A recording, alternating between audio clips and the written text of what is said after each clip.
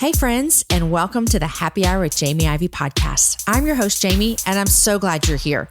Each week on this show, I invite a girlfriend to join me and we chat about the big things in life, the little things in life, and everything in between.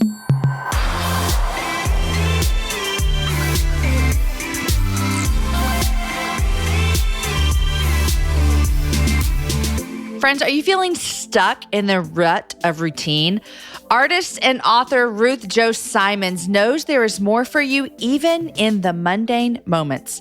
Her new book, Beholding and Becoming, is a masterpiece of incredible artwork and encouraging teachings to direct your gaze to God's splendor and your hearts to His worship. Turn even the most ordinary moments into holy spaces of wonder. Order Beholding and Becoming wherever books are sold. Ruth was recently our Happy Hour Live guest, so if you were here, you loved her. I hope you will order a copy of her book. And if you want to hear Ruth on the Happy Hour, go back and listen to episode number 194. Guys, welcome to another Happy Hour. If you are new here, I want to say welcome. If this is your 260th episode, I want to say, goodness gracious, I'm so glad you're here every single week. You guys, we made it to the end of August. School started for us last week. I flew to LA last week to film some TV episodes of the show Better Together, and I cannot wait to tell you about it later. And we have started our football scrimmages. You guys, we are into school. Today, my guest on the Happy Hour is Tess Clarke. In today's conversation, Tess and I talk about what it means to move towards people in their humanity. I think that you might sometimes feel that you might try to avoid conversations like this one, or you might even say, which I find myself saying sometimes, and I don't want to say it anymore, but I find myself saying sometimes, or you might find yourself saying, oh, you know what? I don't do politics. I stay away from talking about politics. But here's what I want to say, is that the conversation we're having today is not a political conversation. It is a conversation about how, as Jesus followers, we are invited to be a part of the ministry of presence. My hope for you today as you listen to this episode is that you will hear something that you might not have thought about before, and that you'll be willing to lean in and listen to the conversation. And you will be even willing to learn from someone who may think different than you or feel different than you. I adore Tess. I love her so much, and you're going to love her today as you listen. Her and her husband, Jason, started an organization in Dallas called Seek the Peace. Seek the Peace exists to be a community of peacemakers and advocates seeking the safety, peace, and flourishing of refugees and immigrants. Tess also leads a national advocacy group called We Welcome Refugees. On today's show, we talk about both of those organizations that she is a part of. We talk about the fact that next week, I'm actually traveling down to Mexico to see the work that they're doing. If you remember, back in October of 2018, so almost a year ago, Tess was a part of a podcast called The Daily, which is a New York Times podcast that they put out. And I highly recommend you go back and listen to it. We'll link it in the show notes for you to go listen to it. But on today's show, we're talking about where did she get her passion for peacemaking? We talk about her time on The Daily. We talk about immigration and refugees and displaced people and migrants. We talk about a teen mentorship program that she has called Project Shine. And she really encourages us to challenge our biases that we have when we bring to the table. Also, you guys, you're not going to believe the story that Tess shares at the end of our conversation about her engagement to marriage. You're going to love meeting Tess today. I hope that you lean in and really listen to our conversation. It's a good one, you guys. Before we get to my conversation with Tess, I want to ask you one more time to share with me your thoughts and your opinions about the Happy Hour. You know, I say all the time that we love making the Happy Hour for you, the listener. We think about you with everything that we do. Well, we want to make sure that we're always giving you the best content, and we want to listen to what is important to you. So we need your help. Will you fill out a short survey for us? Will you go to jamieivey.com/survey? That's jamieivey.com/survey. I want to thank you to the thousands of you that have already completed the survey. Seriously, it means so much to our team that you would sit down and share your feedback with us. When you complete the survey, we have a thank you gift for you. You're going to receive an email at the end of this week with instructions on how you can join our Patreon party for the month of September for $1. We're also going to give you a free shipping code for our Happy Hour shop, which we have new merchandise coming up in September. So we're always thinking of you. We want to hear your thoughts, and we want to give you a gift. Patreon is something we talk about here often. Patreon is a community. It is a membership site where we give you more episodes every month. They're different episodes. We go back and ask questions to people that you've already heard before. It's a fun community. And so we want to give you the opportunity to try it out for the month of September for just $1. Our normal membership is either $3 or $9. There's 2 different levels. And so we hope that you'll get in there and enjoy it. But we want you to see what it's about for the entire month of September. All right, my friends, thank you for filling out the survey if you already have. If you haven't, go to jamieivey.com/survey. Here's my conversation with my friend, Tess Clarke. Hey, Tess, welcome to the Happy Hour. Thanks for having me. So happy that you're here. I was thinking about when we first met, and I think it was at Sparrow Conference a couple of years ago. You were doing stuff there and we met there. And since then, I have followed you and loved seeing all the things you're doing. And then this past October, I'm driving in the car with my husband. I remember where we were. We were in LA. That sounds so fancy, but we were just in LA. We were like, hey, let's listen to the Daily. We listen to it almost every day of our life. And we put on the Daily. And I'm like, this girl's voice sounds so familiar. And then I'm just like, listening. I'm like, then I pull up the app. Like, I need to read. Like, what are they talking about? And I connected it. And I was like, oh. So I'm telling Aaron, I'm like, I know her on the Daily. So that's where you came back on my radar. So fun. That was the Daily. That was a really fun and hard thing to do. So glad you heard it. Which, by the way, you shouldn't be nervous here because you've done an interview with the New York Times. So you're good to go. But how did they find you? My husband actually had been working as a deputy ambassador at the United Nations in New York. And his boss, who was the ambassador for the World Evangelical Alliance, her name's Deborah Fikes, was contacted by the New York Times. And they said, we're coming to Texas. We're following a Beto rally. Do you know any conservative evangelical women who might be voting for Beto? And Deb said, I know one, and I bet she knows some other ones. And so she gave them my number.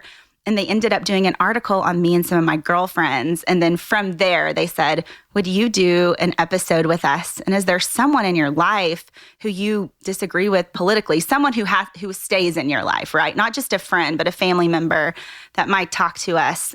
Because really their heart in it, at least what was communicated to me, was we want to show that there is division within families, but we want to show how you can still have a conversation and maybe find the humanity in each other. And I'm so passionate about peacemaking and about moving towards people with different ideas than me that I jumped at the chance. And I had that conversation with my dad, which was pretty interesting. And I was telling Jamie earlier, I feel a lot closer to my dad too, even though it was hard and we landed in completely different spaces. Yeah.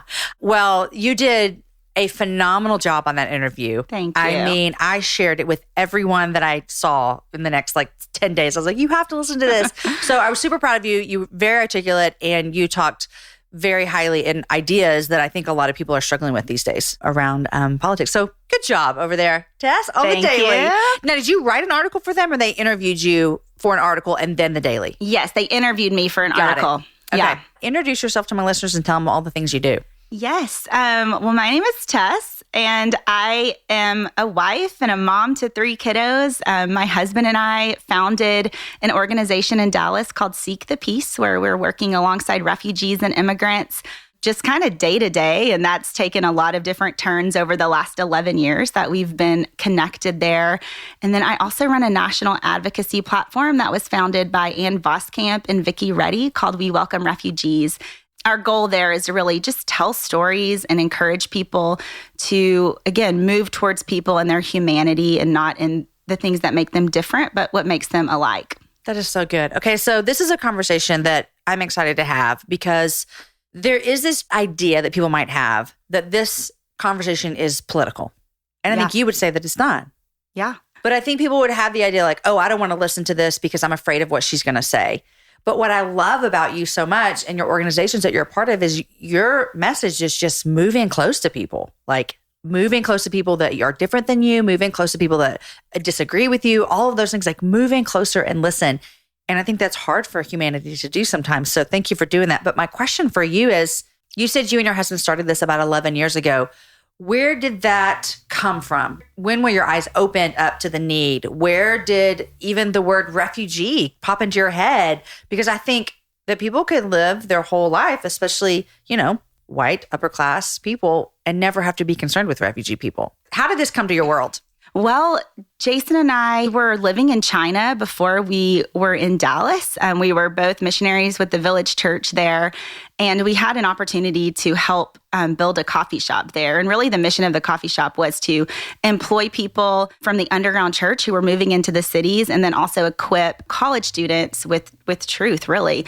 And that kind of forced us into meeting people who were different than us and having conversations with people who had such a different worldview than we did. And we very quickly realized living there, wait a minute, we came to be heroes, and that's not what we are, right? We are like co-collaborators with people living in a different context than us, in a different country than us, for their flourishing. And we felt like their flourishing was the truth, right? That Jesus loved them and he created them with a purpose and he had a vision for their life. And so when we came home from living in China, we were looking for that. We were going, we miss being a part of an international community. We miss being around people who are challenging our ideas, who are challenging the way that we saw the world, that we saw blessings, that we saw prosperity, that we saw Jesus's love, because that was kind of handed down to me with a beautiful wrapped bow. And that's not what it looks like. I remember being in China, and one of the people in the underground church said, "So how are you persecuted for your faith in your country?" You're just like, I'm not, and those kind of sobering moments where I was really confronted with, what did it look like to really follow Jesus and across contexts? And so when we found out that there was a refugee community 2 miles from our house, we had that same question. What is a refugee? What does that mean? It hadn't been politicized. Right. The U.S. had been resettling refugees for years, and we didn't really know anything about them. And so we went to an event that a friend of a friend was having, and we were leaving that event, actually, and we saw this cute little taco stand, and we were with some friends of ours. We were like, oh, let's eat some fun, authentic, like Mexican tacos. And we're sitting out there having this great conversation on this kind of cool, breezy night. And 2 guys walk over to us, and they look at me, and they're like, "Give me your purse." And I'm just like kind of paralyzed. And one guy pulls a gun out and points it at my husband. We were newlyweds at the time. And he says, "This is not a joke." And we were like, oh my God, kind of like, again, you're just moving. And I reached in my purse, handed them some money. They left. And most people would go, "I'm never coming back here again." And I think something in Jason and I, we looked at one another and we were like, we should move here. Like, that's there's not the something normal reaction. I know. Like, the normal reaction is, "I'm never coming back here again." And I think that had to be the Holy Spirit, because we had just left this prayer meeting, actually, that our friends were hosting, with people from different countries leading us in worship and in prayer. And I'm going, they're living here and they're experiencing this. People who've come from vulnerable places, who are moving into a community where they've come from countries where they can't trust their police officers there. They don't trust their governments. They don't trust their neighbors. Maybe they're living next to a warring tribe. I mean, there were so many things that were happening in that room. And I wouldn't have said this then, but I can say it now looking back, that I think our hearts were prepared to say yes. And so we broke our lease a week later. We moved into the refugee community. And that's really where things started for us. We found out about an African pastor that was leading a church, and we just said, "How can we serve you?" And he said, we need people to drive our congregants to church. And then we need people to watch the kids while we have service. And we were like, we can do that. I mean, we didn't have car seats. We didn't have booster seats. There were like 15 adorable babies from Africa in my car every week. And that's really kind of how we got started. It was just in relationship with people, totally, completely blindsided by the things we were learning and seeing and experiencing, and kind of birthed there. It's funny that when you said a while ago that the word refugee, and you said, the U.S. has been placing refugees for years, it is weird that that's been happening for so long, but it is just now such a politicized topic, And so it's interesting to me as I'm just thinking about, like, wow, we have been serving people for all these years, and now all of a sudden it is this big, big, big thing. But what I think you would say is that, like, your proximity to people who are refugees helps you see that through the lens of Jesus. Yes. And something my husband and I tell a lot of people, we're like, refugees are ordinary people in extraordinary circumstances. They want the same things for their kids that you want.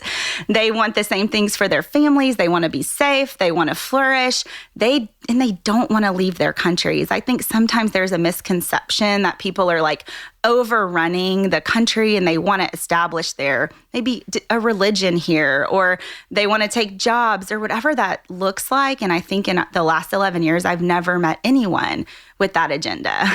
I've had so many people in my house from different backgrounds and different faiths. And like every time we land in this conversation of how we're alike, like I just continually see that they don't love their kids any less than I love mine, that they don't want anything different. They have been faced with making unspeakable, unimaginable choices that I've never even had to consider. Right. And I've learned so much about God and about his faithfulness and about the way he shows up for people from my Muslim friends, from my Buddhist friends. Like I see him at work, and refugees have less than a 1% chance of ever being resettled to a safe country.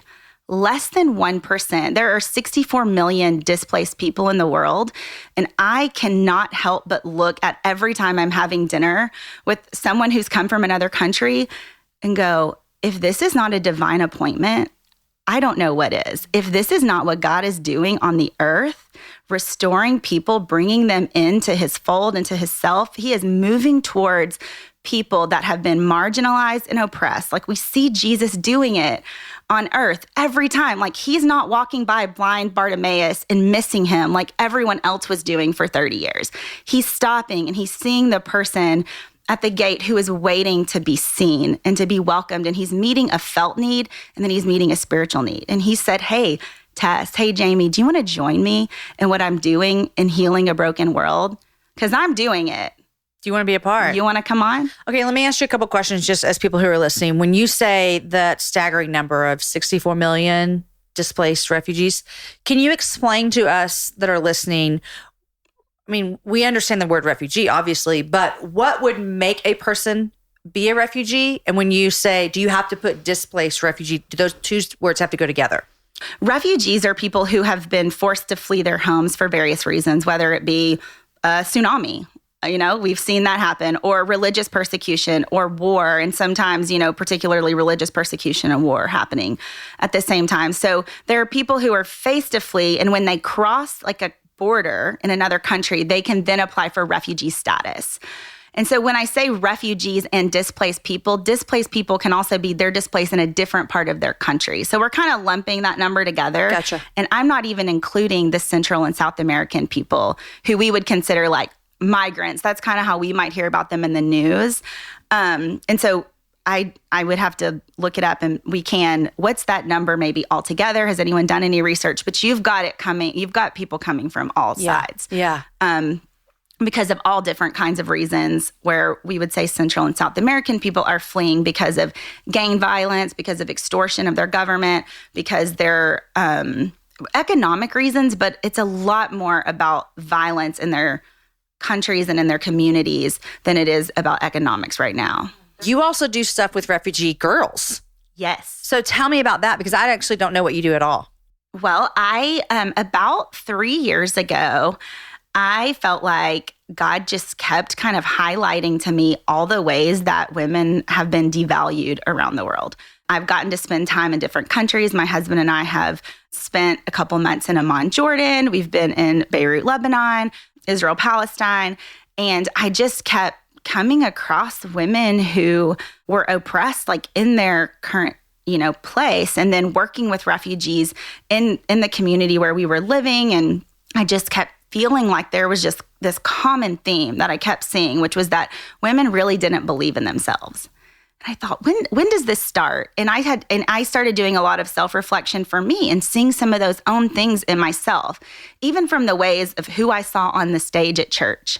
Who was reading scripture? Who was leading ministry time? Who was offering the sacraments? They were men. And I was like, I've started to believe some of this. There were a couple moments that I could kind of go back to very distinctly when I heard a pastor say, if Jesus shows up at my door and knocks on it and my wife answers, he's going to say hello to my wife and he's going to say, where's your husband? And I was internalizing these things as if I was less valuable in the kingdom. And I didn't have the language for that, but I was really content with letting my husband make decisions and tell me what we were going to do. And I would come alongside him, but I didn't know that I was owning any of that vision for myself. And I started to think, if I'm feeling this way as a woman with access to almost anything, how are women in vulnerable places feel? How are they internalizing what they're seeing and experiencing? And so I just felt like I was supposed to start this program for teen girls who are refugees. And we're going to talk about worth, strength, purpose, value every week through a mentor relationship. And so I think the thing that God has shown me, right, is that like programs are a great place to launch a relationship, but really the relationship is what we're in this for. So we've kind of, everything we've built through our nonprofit has had to have, it's a platform for a relationship. And so I ask our mentors, I say, our girls start in middle school and we're going to go with them all the way through high school. Like you're committing. You're committing because that is what discipleship is, right? It's not that we take a girl out for coffee. It might look like that sometimes. And we talk about Jesus and how much he loves us. It's like we live life together. Like you're at my house when all my kids are melting down and you're helping me give them a bath. And, you know, whatever the context is for our life, we can invite people into that and into those places with us and live life together. And so Project Shine is the name of the program. And we have 18 girls in the program this year and 18 mentors who have said, I'm going to walk with this girl. I'm going to show up for her. I'm going to go to her performances. I'm going to check in when she has tests. I'm going to come to Shine every Monday night. We're going to talk about hard things and we're going to go on this journey together for her flourishing, but also for mine. And I have a really good friend who just graduated from law school, and I'm so proud of her. And she's starting this internship, and she used to lead a company where they were employing women in Africa. And she's like, Tess, I grew up in the church. I led this company. I've been to Uganda several times, she said, and I have never experienced Jesus the way that I have through the relationship with my girl, my mentee, who's from the Congo, and her 6 brothers and sisters, and all of the ways that God's asked me to show up for their family.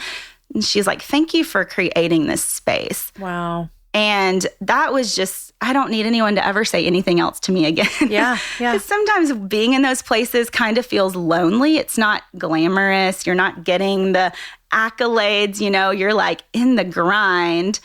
But if about 3 or 4 weeks ago, this same mentor, her mentee called her at about 9:00 at night, and she said, my dad beat me. Like, well, would you come over? And so her mentor's driving over. She calls me. She's like, Tess, I don't know what to do. Do I call the police? What do I do? I was like, call the police. My husband's on his way over.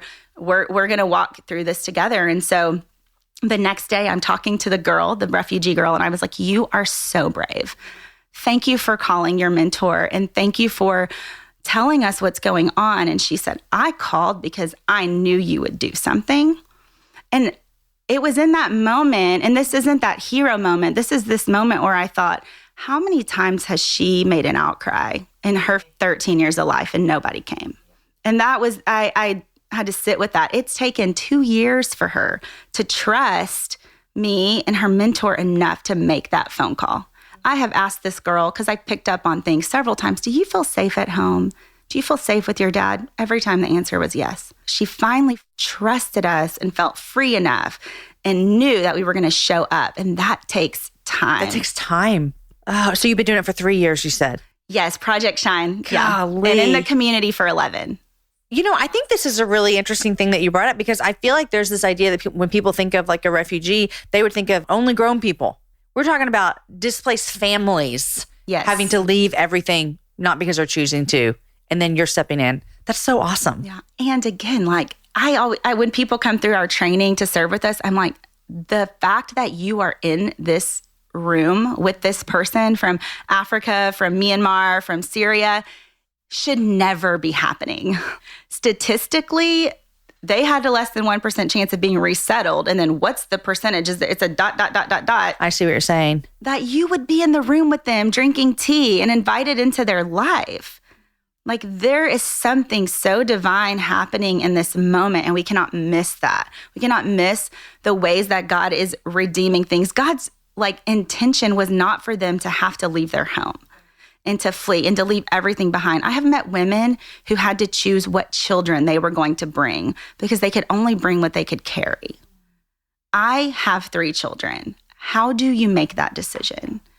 And then the fact that we're now sitting in the same room, it's really mind-blowing, It's actually. mind-blowing. It's Every mind-blowing. time I talk about it, I'm like moved to, I almost have a visceral reaction to it because it's so incredible.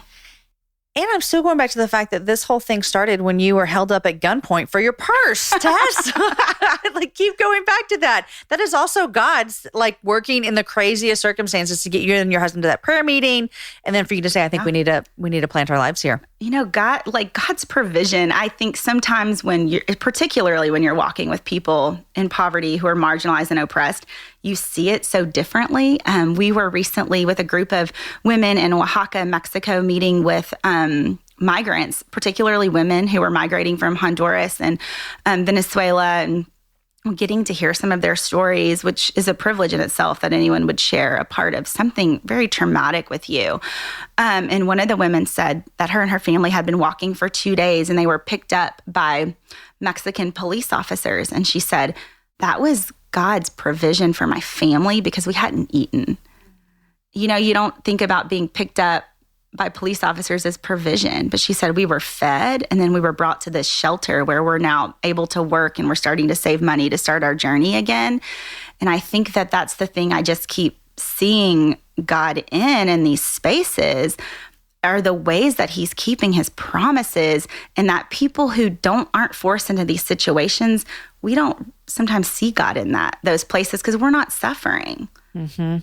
Is the trip that you just took, is that the same type of trip that I'm going to be on? Yes. So excited. Jamie is coming with us. We're going to El Paso. Okay. But very similar. One of the things that I've gotten to do is take women along with World Relief and the National Immigration Forum to meet migrants, to hear their stories and really to bear witness. Because I think a lot of what's happening, and you girls listening to this will totally resonate. What can I believe? Like, what is going on? And so one of the things we're doing is bringing women like Jamie, women that you can trust, like Latasha Morrison came with us and Heather McFadden, and saying, you come, you see, you bear witness, and you go back and you tell the stories. And we were recently in McAllen on the border in Texas back in August. And so I know we all remember when families were being separated, and then the executive order was signed in June that we wouldn't separate families anymore. And I know a lot of people were very happy to hear that. And we were there in August, but families were still experiencing separation. They were trying to find one another. There was lots of chaos going on. And I got to sit down with a woman named Juana and hear her story in McAllen. And it was just one of these moments where I had to listen longer than felt comfortable, or I had to immerse with her in that moment, and where I had to really pray that God would be with me, because her story was so hard. And I'm going, I want to be here with her and not start crying my eyes out, right? Because I want to be with her, and I don't want to make this about necessarily you don't want it to become uncomfortable that I can't handle it. Yeah. And I can't handle what she's hearing. And so I'm sitting there, and I definitely felt like God met me in that place. And she was telling me, she said, I came to the United States with my family when I was 14. And she was 28 when I met her, I believe. And she said, so I've lived here for 14 years. I got married. I had 2 kids. I'm an undocumented immigrant. So is my husband. And in the community where I lived, there were a lot of undocumented immigrants. And it was raided by immigration or ICE, I guess this was about a year ago. And she said, I was taken, my daughters were there, and I was deported back to Guatemala. And so she was like, that's so hard. I hadn't been to Guatemala since I was a teenager. And my daughters are in the United States. They're citizens. There's this huge kind of chasm and divide happening. And then she gets a call from her husband. It says their older daughter, who was in 2nd grade at the time, tried to kill herself.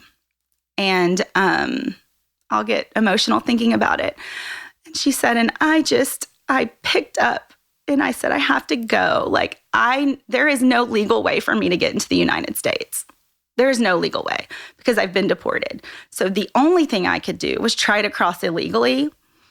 And I knew I would probably get caught. But what I couldn't live with was my daughter thinking I did not come for her. And I got to look at her and just like say, Juana, you're a really good mom. You're like, I put her face in my hands, and we were told not to touch any of the women. So then I was kicked out of the ICE facility, and that's okay. That was my 8 wing coming out. But I felt like in that moment, like I could not change what had happened to her. I couldn't reunite her with her family. I couldn't keep her from being deported, but I could remove her aloneness, because that's where I felt like she felt. You could see that she felt guilt and shame, and to say, like, you're a really good mom, and affirm that in her and what I saw in her, like an amazing mom. And you sacrificed everything and risked everything so your daughter would know you came for her. Like, I saw Christ in that story. Like, I saw like the rescue story and the ways that he came for us. And that moment, and what a gift she'd given me by sharing that with me, and really just feeling like Jesus is like, you have the ministry of presence. If you are a warm body, you can be a part of that ministry, like sitting next to people in their brokenness and listening. I couldn't be a hero, like as much as I wanted to. I couldn't. And I didn't even have a chance to get her information because I was thrown out. And I even think that's a significant part of the story, because in my head, when I'm hearing it, I'm like, I'm going to get her number. I'm going to find out where her family is. I'm going to try to help her get a lawyer. And like, Jesus didn't even allow any of those things to happen. And I don't know why, but in that moment, I had to go. And it was just like, recently at a conference I was at, Jada Edwards spoke, and she told this story about a movie she watched about this father looking for his son. His son was addicted to drugs, and he finally finds his son, and his son's laying on this dirty mattress. And the father comes behind him, wraps him in his arms, and gets on the dirty mattress with him. And I don't know what movie that is. I need to find out. I don't either, but I remember her telling the story. Yeah. Seeing that image when I think about the ministry of presence, it's getting on a dirty mattress with people and being there with them. Yeah. And we all are equipped for that. Yeah. And that's the gospel message. You know, it really is. And I think that what you're doing with talking about these stories and the women that you meet and bringing people down to see, you know, because I feel like also this can be so politicized that it doesn't become about humanity. It doesn't become about real people. And so I'm like so honored that I'm going to be with you. I was just telling Aaron this morning, I was telling him who I was interviewing today, and I was telling him about you, and I was like, that's where I'm going on this trip. Remember I told you about it? And he said, I cannot wait to hear what you're going to see. You know, just because I think it changes everything about your ideology when you see what you see. You can't undo what you see. You can't unsee it. And I think something that LaTasha Morrison said on our trip to Oaxaca, we met an 11-year-old girl named Wendy who was holding a 7-day-old baby that she had birthed in the children's shelter in Oaxaca. And Tasha said, 11-year-olds don't choose that. She goes, and I don't want to unsee that, because I need to carry that with me, and I have to continue to think about that. And then what do I do with that? And so these are the things that we can't unsee. We don't want to unsee them, but then we're responsible to do something with it. And I think that's where a lot of my advocacy work has come in, is that I am now responsible because I hold these stories. I know these people. In 2016, when the travel ban came down, my husband and I were at the airport trying to figure out what was going on and trying to understand, how do we advocate for people, because our brothers and sisters are scared. My friends who wear a hijab were scared. My friend called me. She's from Iraq. She said, Tess, can I go to Target? I'm scared. People don't want me here. And that's a real fear for her. And so it's those times and in those moments where we have to be activated, as in the human story. This was not about Republicans and Democrats and President Trump or anything for me. This was about Gazwan and Huda, who my husband and I met when we were in Amman, Jordan, living there for the summer. My husband was studying Arabic. We were there during Ramadan. It was so hot. And they're the only people who befriended us. I thought I was going to have so many Jordanian friends and they were all going to love me, but that's not what happened. Yeah. Just Ghazwan and Huda had me over during Ramadan, and we got to meet them, and we went over several times, and they ended up asking us, they said, we have been approved to come to the United States, but we need a sponsor. Would you sponsor us? And all that meant was answering a phone, setting up an apartment, picking them up from the airport. It didn't really cost us much. We were like, sure, we would love to. And so 6 months later, they were refugees in Jordan from Iraq. And then they moved to the United States about 10 minutes from us. And that was 3.5 years ago now. And it's just been a phenomenal experience to be friends with them and to walk with them and learn from them. And she's now calling me in this country that we helped sponsor her to come to, and she's scared to go outside. And so I feel a responsibility to her to advocate for her humanity, because she might not get a seat at that table. I mean, one of our principles with the advocacy work we do through our nonprofit is pass the mic. As much as we can, I want Huda to tell her story. I want Ghazwan to tell her story. But she won't always get to, right? She's not a voter. So maybe a congressman in Texas at the Capitol isn't really concerned with meeting with her, but he'll meet with me because I'm a voter. Yeah. And I want to know how he's going to welcome people to our country who are fleeing wars that we were a part of. Right. We have to sit in that. Yeah. Yeah. And you get to be the voice for her. Yeah.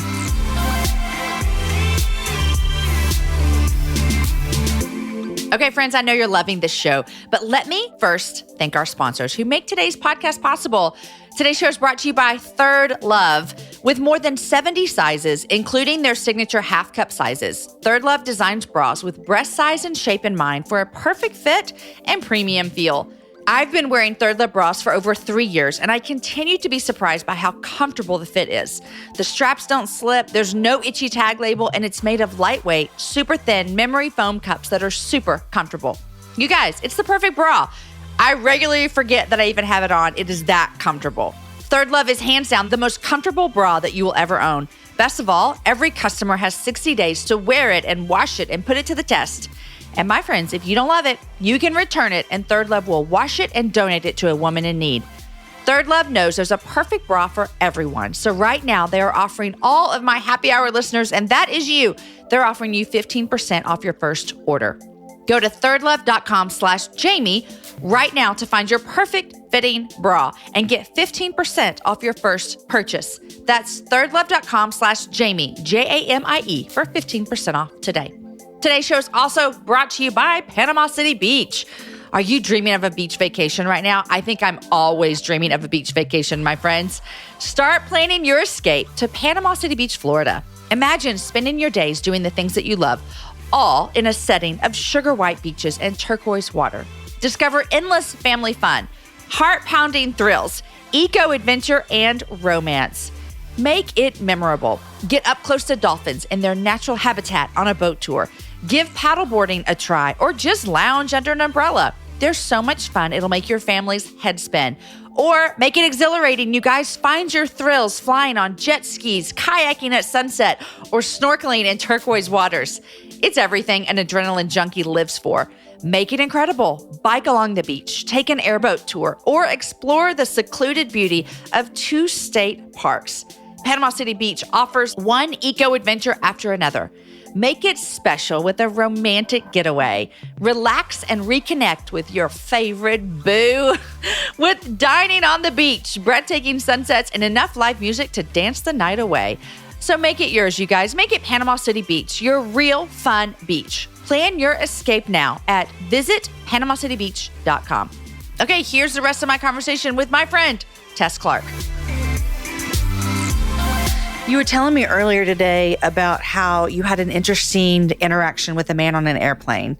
And you started telling me the story, and I was like, stop. Don't tell me. I want to hear the whole thing in real time with my listeners. So back up and tell me and everyone that's listening about this story, because it's so good.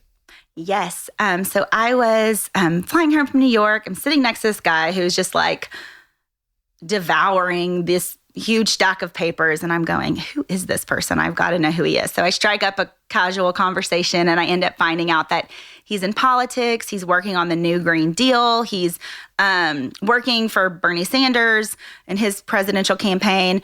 And we start just chatting. And I said, I do some, I don't want to even say political work, but part of what I'm doing is talking to evangelical women about immigration, about the human side of the story. And I'm inviting them into that experience. And he just goes, hold on.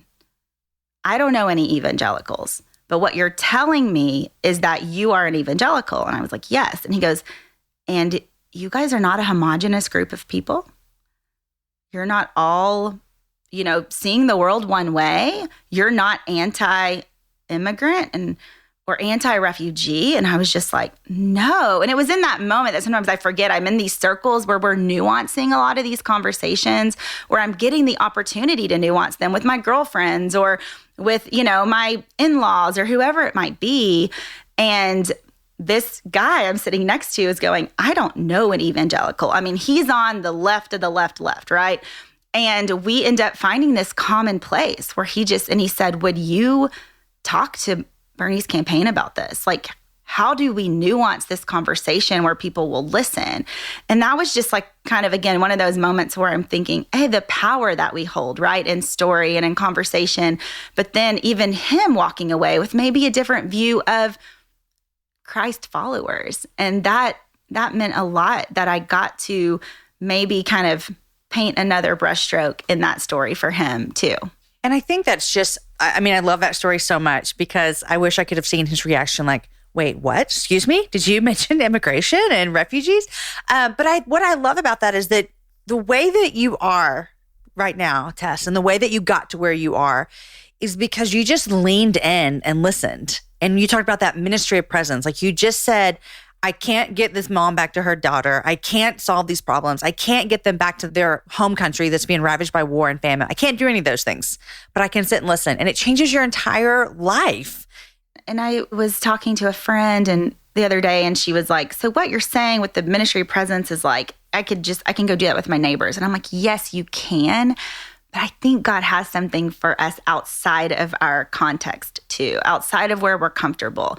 If everyone in your Facebook feed and in your phone looks like you, they have access to the same resources as you, they think like you, like that's participating in the kingdom. But when Jesus prays, like, thy kingdom come, thy will be done on earth as it is in heaven, like, I'm looking for where is heaven not? Where are people hungry? Let's go and feed them because that's bringing heaven to earth. Where are girls devalued? Let's go and affirm their value because that's bringing heaven to earth. And so honestly, in my immediate friend group, those things are not happening.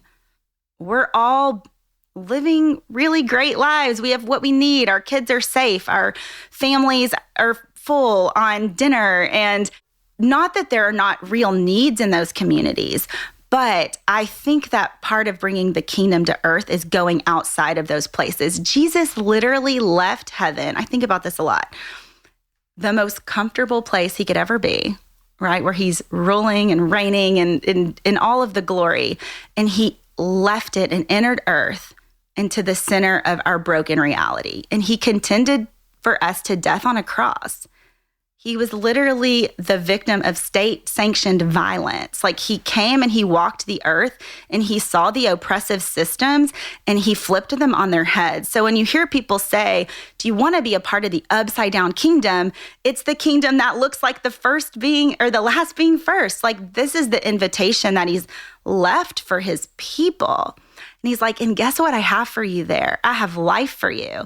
In Isaiah 58, these people are pursuing the Lord. They're praying. They're covering their heads. They're fasting. And they're like, why don't you hear our prayers? And he's like, because you're oppressing people. You're exploiting people. And stop doing that. Doesn't he even say like your songs, they hurt my ears or something? Yes. Yeah. He's like, hey, don't do that. This is the fast I have for you. Release the yoke of oppression. Like that is within your power. Then he's like, feed the hungry, clothe the unclothed, be with the needy. He's like going, and guess what? When you do that, I'm going to hear your prayers. Your healing is going to come. Your light is going to break forth. And I'm going to call you repairer of the streets. I'm going to call you that. I'm going to do all of it.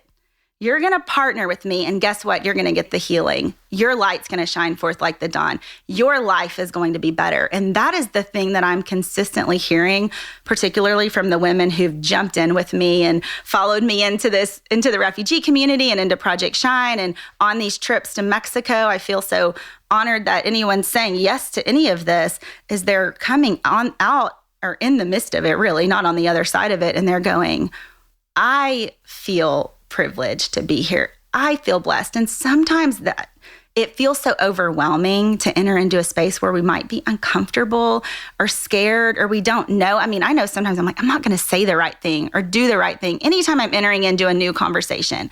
I mean, honestly, my world has been turned upside down learning more about what happened to Indigenous people when the people who founded our country came. Like, I'm trying to lean in and learn from that. Like, we don't share a collective history with people of color and with Indigenous people. We have a version of history that's been told to us from the winner. Oh, I thought we all sat down together at the table and ate together. Like everyone was happy. Right.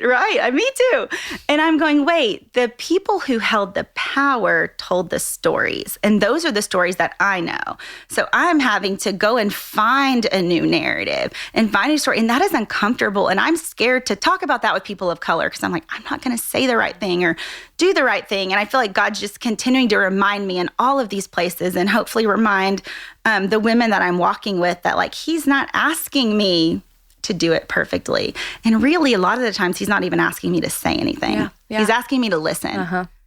I have felt kind of what you are talking about with your friends that you're living with, life with, and your community that is filled with a lot of refugees, is when I was spending some time in our county jail. This is a population that this would be a whole nother podcast about our criminal justice system in the world. It's like crazy. But I felt kind of what you're talking about when I would go in and sit down with the girls, of just like, it's entering into a space that is a little bit uncomfortable for me. I don't understand. I don't know. But I have felt so, like you talk about, like seeing Jesus so much in all these situations. Those were some of my greatest times that I witnessed God's love, was in the midst of something that was different than me. It felt uncomfortable. I sometimes didn't know what to say, but it was putting myself in proximity with something that was different than me. And it changes your life. And so people are listening, if they're still here, if they didn't leave because they thought we were political, which I hate politics. So like, I'm like the worst. I don't hate politics. I just all the things.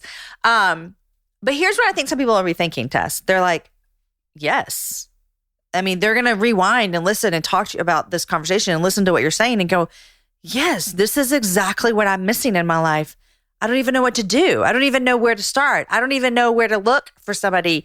What do you tell people? Because they have to be saying that to you all the time. Yeah. I joke about if I ever wrote a book, I've been asked to a little bit, and I've thought about it, like I would call it nuance, because I think we find a lot of like freedom in the nuance. And so sometimes we feel like, okay, I have to like jump all in or change all these things. And it's like, okay, diversify your news sources. That's something you can do tomorrow, right?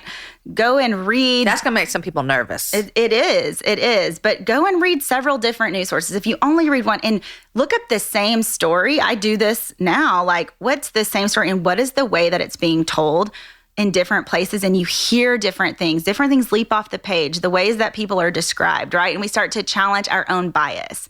And I think anytime you want to get involved in any work like this, repentance is first, right? Like, we have to come and go, like, Jesus, show me my implicit bias. I have it. I want to know what it is, because a lot of times it's not the glaring bias, right? It's the one that we don't see and we don't realize. And I know that for me, when I've come, I feel like God has started to highlight that to me in different scenarios and different situations. Like, why do I feel this way when I see a person who looks like this walking towards me? Because I have implicit bias, and I have to acknowledge that, and I have to repent of that. Don't you think you could even, like, if you're a majority culture, you could go almost your whole life and never even know you had a bias? Because it's just quote unquote norm, right? Yes. That's why you're saying you have to ask God to show you. Yeah, 100%. It's like, Jesus, you are a hard prayer. Sight healer then, and you're a sight healer now. Show me where I am missing this. Show me where I don't see people as equally valuable as I see myself. I mean, that's really what bias is, right? It's that I am not assigning you as much worth as I assign myself or people who look like me or think like me. I am feeling a little bit better than you. And I have had, and I still have, those things, those thoughts and feelings all the time. I mean, my younger son is adopted through foster care, and his mom has had a lot of things happen in her life, and she was domestically trafficked, and she has had just a really hard story. And I have to really lean into that because I can somehow start to think I'm superior to her. That, well, I am a better mom than her. There have been things that she has said to me that have really offended me, and I instantly go to, well, I'm, like I'll cast it off because she doesn't hold as much value as I do. And I mean, that's just genuinely like when I have to get on my face because I'm like, oh my gosh, like part of moving towards people who are oppressed and marginalized is seeing that in yourself, seeing the poverty in yourself and in your heart. And like Jesus is the one who will show you that. And I believe that. So like repent, ask God to show you where you hold bias, diversify your news sources, go to a neighborhood you don't normally go to, go shop at a grocery store where there are more diverse people there, strike up a conversation, find a nonprofit in your community who's doing maybe an event that you can just go and check out. Like people are already doing it. You don't have to start a nonprofit. You don't have to start a blog. You don't have, there are already people who are doing those things. You can just partner with them and join them. I would say look for something relationship-based and not just service where I'm handing you, not transactional, right? That's not what we want. We want relationship. And you don't have to go and save the world. Sometimes it looks like when you hear things happening on the news or you're wondering what's going on or you have a question, calling your congressman or senator. They represent you. Hey, can you tell me what you're doing or the ways that you're moving towards people who are being marginalized? How are you guys seeing the issues that are happening at the border? Sometimes I think if you voted for that person, you've got even more weight, right? Hey, I voted for you. I am rooting for you. Let's say Ted Cruz. Can you tell me the human policies that are being implemented at our border? Because I see a humanitarian crisis and we're meeting it with a military might when it seems like maybe we should have a more humanitarian approach. How are we doing that? How can I help? You have a voice. You have a voice. So what am I going to be like when I come back in September? Am I going to be calling my congressman on the way home? I hope so. I mean, the thing is, it's a phone call. One of my friends is here on temporary protective status, so TPS. She was brought to the country with her family from Venezuela when she was 2 years old. She doesn't remember being there. Her dad's a doctor, but her whole family's future hangs in the balance of what's going to happen with people with TPS. Are we going to get to stay? TPS before? Yeah, it's temporary protective status. So they came, they have permission to be here. They can start businesses. They can go to school. Similar to DACA a little bit. This is assigned to families. So not just children of immigrants, but the whole family. But if TPS gets revoked, will I be sent back? And she's been here since she was 2. She's been here since she was 2. And so she reached out and was like, hey, can you rally some people? There's some new laws coming down for TPS and we need people to make phone calls, and it's like, yes, let's make phone calls. And so it looks like that too. But ultimately, I think the most life-giving thing would be proximity. And again, like there is no pressure to be a hero or to change any situation. Literally, the invitation is like, come and be. And I would say like, you'll be surprised what you'll learn. You'll be surprised how you'll see God move in your own life. Yeah. I have a friend, she kind of jokes with Isaiah 58 a little bit, and it's hard to know, but she would say, I asked her to serve with us at Project Shine, and she was like, I was in the lowest place in my life, the darkest place in my life. Couldn't get pregnant. I had gone through every infertility treatment. I felt like God had abandoned me. This is all I wanted was to have a baby, and I just could not see what he was doing. And so when Tess asked me to serve, I was like, there's no way. I have nothing to give. But I just kept feeling this tug. And I said yes. And she jokes and she's like, and then I got pregnant. And I don't know what it was, but I think when I stopped focusing on myself and when I started entering into people's lives and into their stories, I started to become thankful for what I had. I started to go, thank you, God, for warm showers. Thank you for, things that people in her life weren't having. And she just I just started to see not only the things that God had the provisions in my life, but the ways that he was working in these people's lives. And maybe it's part of that Isaiah 58 promise, your healing will come, your light will break forth. And she jokes about it. She's like, I have a baby and she's healthy and we're happy. And I've seen God and show up for me in ways I never knew that he could or would. Yeah. I think I cannot stress enough the proximity thing of just ideology. It becomes different when you actually sit across the table with someone. I mean, I have two examples that come to my mind. Is one of my grandmothers was super stressed out about us adopting Black kids. She just couldn't imagine having Black kids in our family. That hurt me, but she's 2 people removed and she's not a part of my life. But I just thought, well, that really stinks for her, right? That she has all this hatred that she's really concerned. Before she died, I mean, she loved my kids. And it was as if that it changed for her when she had a relationship with someone that looked different than her. We have a friend that helps us out at Green Acres. Like I was telling you about, the Green Acres is the glamping retreat center that we own. And she told me her story one time, and she is here under DACA, and just the fear and concern that she has for her future, everything changed when I heard her story. It became not just something I would read about, but it became her face, it became her. And so we could fill in the blank with any situation that might be different than you, whether that's sexual orientation or religion or career, whatever, fill in the blank. And everything it becomes more humanitarian when you have a person. Yes. And that's the amazing thing is we don't have to meet every immigrant or every refugee or every domestically trafficked woman. We can know one and we can be informed, right? Of the story. We start to see people differently. My husband and I knew when we very first moved into the refugee community, we met this family. The oldest son's name was Daniel. He was 12.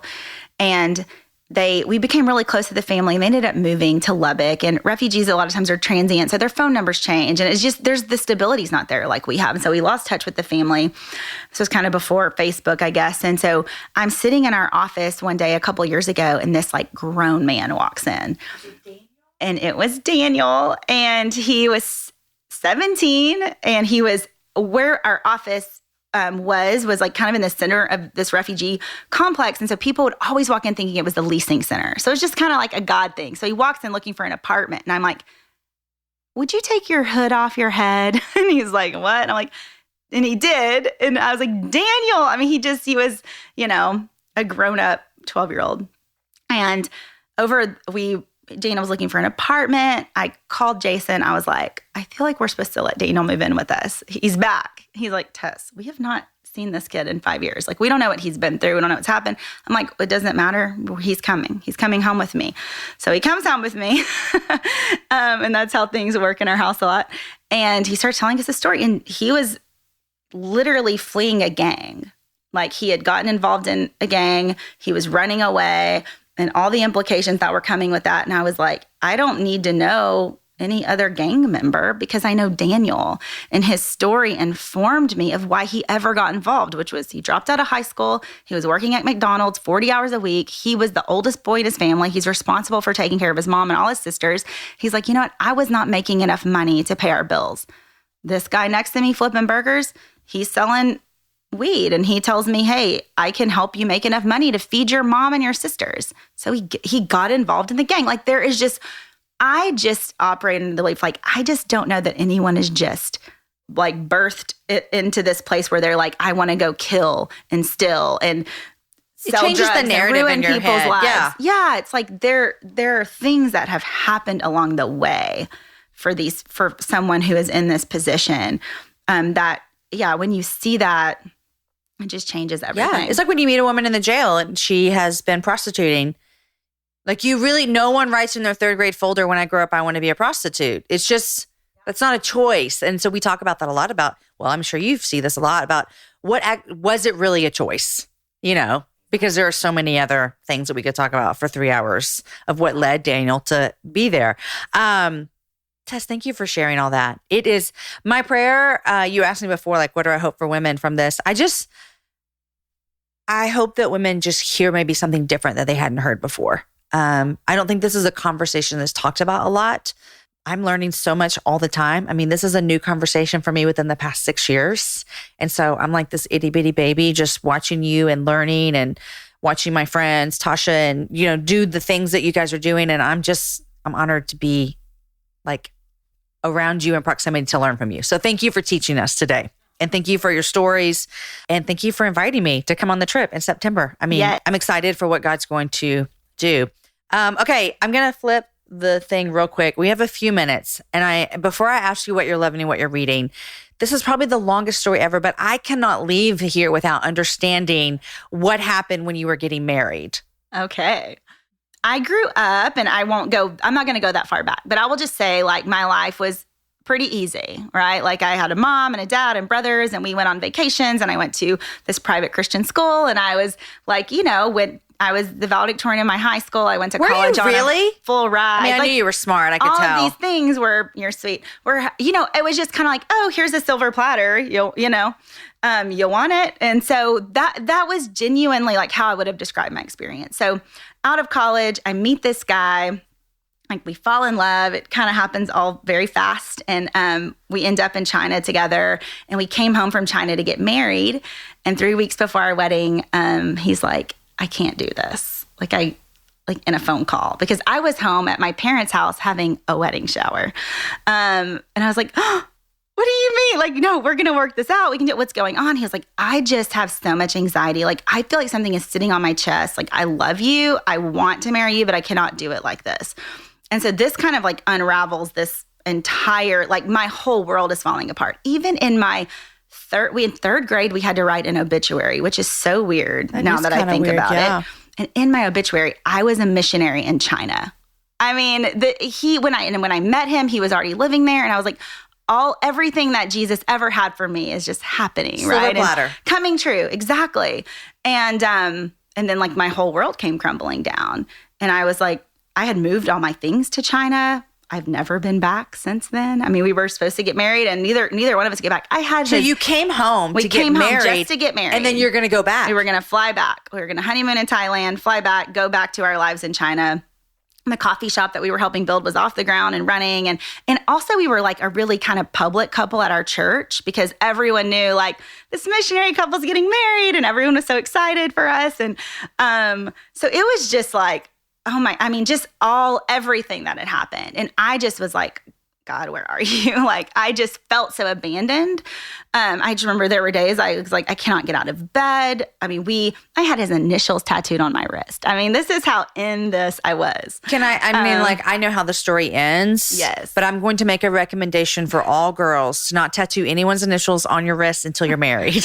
Amen. Okay, I'm just like, amen. Thankfully, his were JC, so I just joked. I was like, oh, it can be Jesus Christ. There you go. That's whose initials are on my wrist. So yes, don't do that. But yeah, I just all of these, like, just kind of everything was crumbling around me, and I just kind of I genuinely didn't know what to do. And so I started teaching ESL at a school in Oak Cliff. The wedding day passes. We're not talking. We decided, like, you go to this service at church, I'll go to this service. Like, we're not, because I really couldn't handle being around him. I mean, I was so crazy in love with him, and he just broke my heart. And even though I could understand why he did it, because I didn't want someone to marry me with so much anxiety, I just still was like, I can't see you. Like, it was almost like we got a divorce in a way of like, these are your friends, this is your church service, this is what we're gonna do.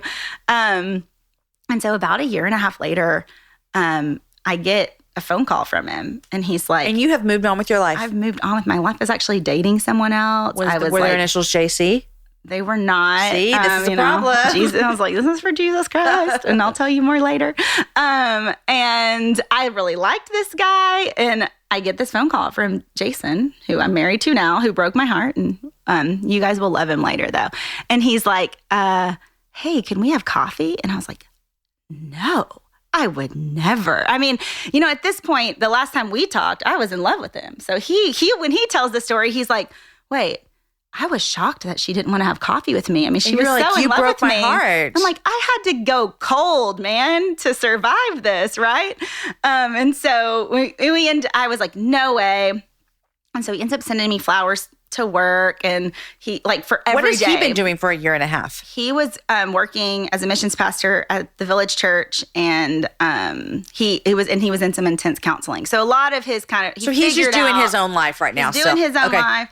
Where I'm doing my own life. He calls me, and it was actually it was insane because God just started blowing my world up, because I was like, God, I couldn't stop thinking about the fact that he called me, but I was like, I don't want him to call me. I don't want this to be what you have for me. Because you've been so hurt. I'm so hurt. I'm scared. My dad threatened to shoot him if he called me again. I mean, all kinds of things. My dad's he's out in the country. Don't mess with my baby. Don't mess with my baby. Exactly.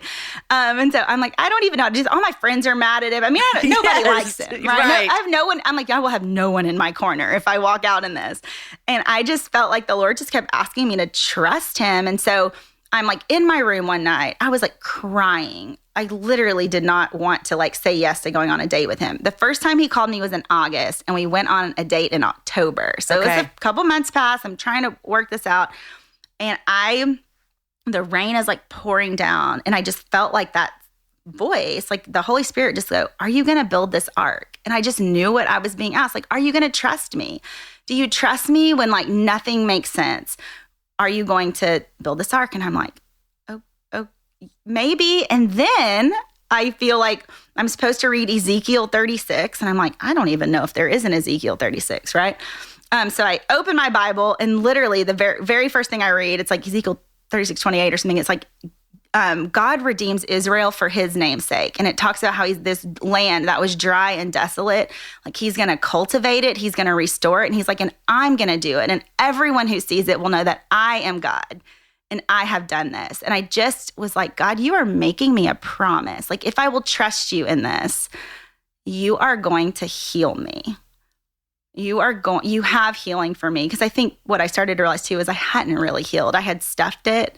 I had seen God in it, right? He was with me, but a lot of it was I don't want to have to go there. I'm a 9, so we avoid. But you weren't trusting God to get you and him back together. No, I was just, I was just going, okay. You're going to heal me. You're going to heal me. You're going to heal me. You have something for me in this. And so we went on a date in October.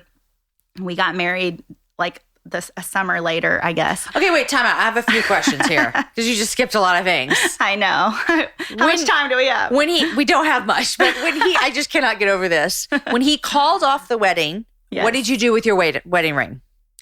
I gave it back to him.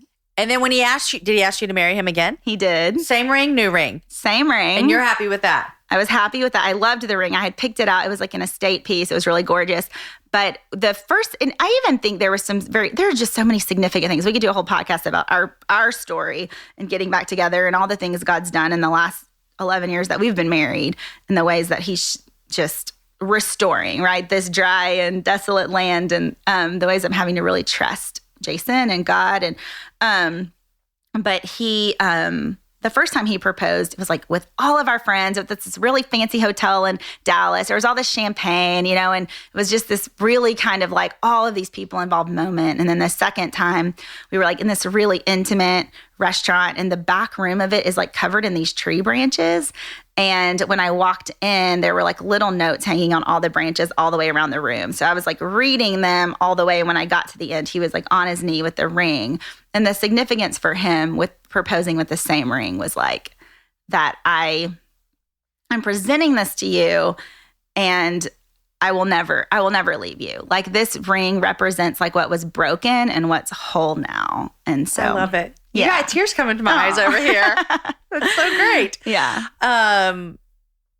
JC worked out just great. It did. I started getting it removed, but I didn't finish because it hurt. Did and it was you really? Expensive. He had my name. He did get the name removed, but I'm I feel like you should do it again because y'all both had your names tattooed. We got him the first time we got engaged. Isn't that crazy? But yeah. I am this is a whole nother subject, and I'm so happy that you guys are married. But I always am engagement does not equal marriage. It just really doesn't. No. I was engaged before I married my husband, not to him, to somebody else. Yeah. And so I'm glad I don't have his name tattooed on me. Yes. this is really the moral of the story. Well, I do have Aaron's name tattooed on me now, but we had been married for like 15 years. Yeah, there's some like, my husband's like, if you can make it past year 7, then get a tattoo. Yeah, it even felt weird getting Aaron's name. Not that I think, oh, one day I'm not going to want it. It just felt weird to tattoo someone's name on my arm. I love it. You're branded now. I know I'm branded with Aaron Ivy. I'll take it. Well, I love that story. And we could probably have you come back and talk about marriage. Yes, I would love to. Because marriage is a whole thing, you know. A whole thing. It's a whole thing. And you guys working together and all this stuff. So, yeah. Well, congratulations on 11 years. 11 years you've been married? Yes, almost. June will be 11 years. So you guys started your organization. We hadn't been married for 2 seconds. I mean, the night we got robbed, I had all the gift cards and checks from our wedding in my purse. That's why I didn't just hand it over. I mean, oh, so you pulled out? Oh, you said that. Some cash. You said you pulled out some cash from our wedding. I mean, that's how fresh we were. Yeah. From our honeymoon, we had been home like 2 days. That is so crazy. Okay, Tess. Before we go, I always ask people 3 things you're loving and what are you reading? 3 things I'm loving. There's this perfume oil by these guys that started, it's called Le Labo. Le Labo. Lelabo. Okay. And the one that I love is called Santal 33, but they have lots of different scents. But every time I wear it, I get stopped. I mean, people literally will stop me in the street. What do you have on? And it's such a splurge, and it comes in this little oil, and I just put a tiny bit on. But it's something that makes me feel kind of special, you know? And so I love their oil. You said perfume oil. Yeah, it comes in a little like dropper, and you put it on. It's like an oil you rub into your skin versus like spraying it. They do have a spray, but I like the oil. Okay. And then I love to send people cards, and there's a group called Bando. It's all in all caps, BAN.DO. And they have the best cards. I sent a friend a card the other day from them that said, like, you're better than like sparkles and unicorns. Or it's like they have one that says, you're my BFF in real life. It's just, I don't know. Yeah. I love it. You're better than the sun and the moons. So you like sending handwritten cards through the mail with the post, with a stamp on it and everything? I love to do that. I have some like little snail mail cards, but I actually carry a pack of stationery in my purse.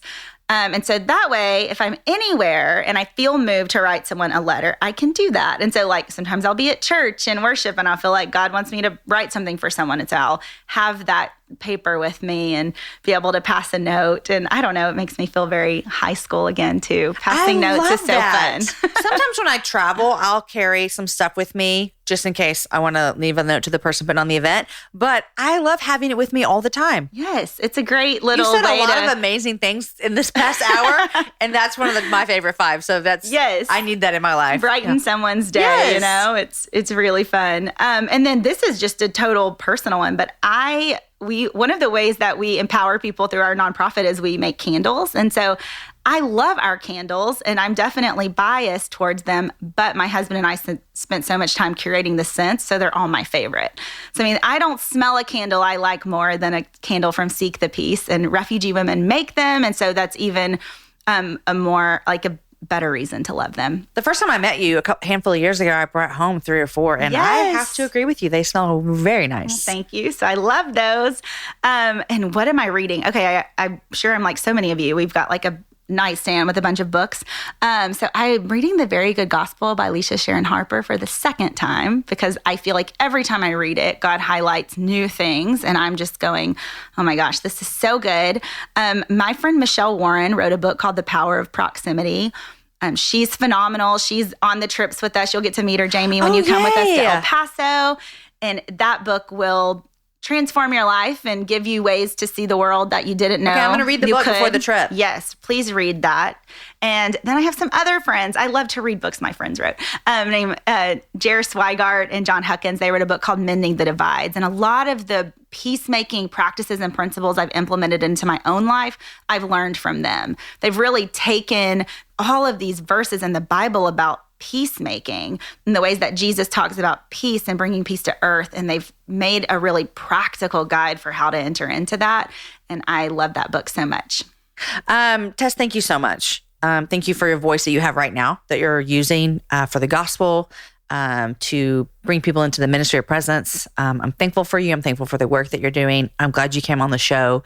I think as I'm sitting here, there are a lot of people that listen, and I think I I just want the women listening to understand that different isn't bad and that different doesn't have to be scary, and to be able to form their own ideas and opinions about things and people by meeting those people instead of what the media might tell us. And so thank you.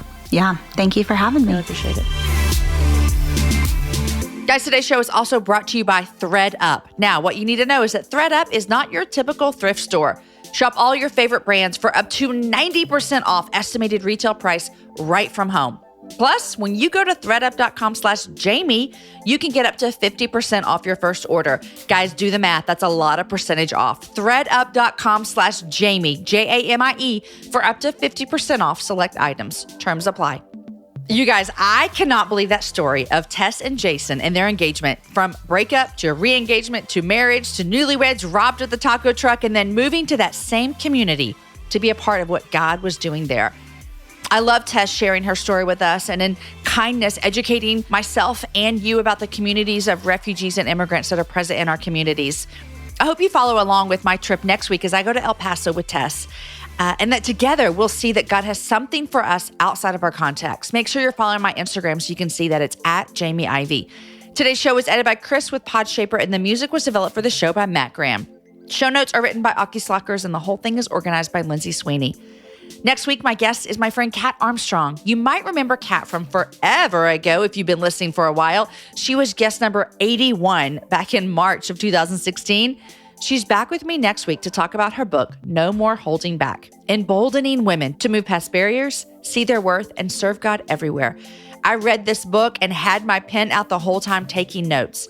Join me next week to get fired up to be women who are serving God everywhere. Guys, enjoy your week. Share the show with a girlfriend. Have a happy hour with a friend. I'll see you guys next week with my friend Kat Armstrong.